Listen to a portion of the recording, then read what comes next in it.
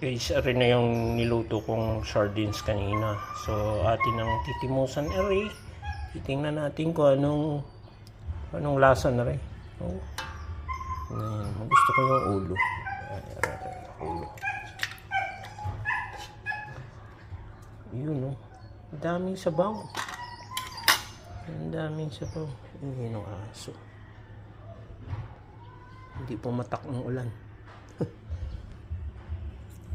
Natin guys,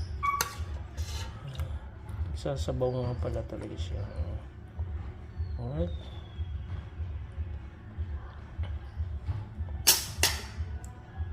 anong lasa?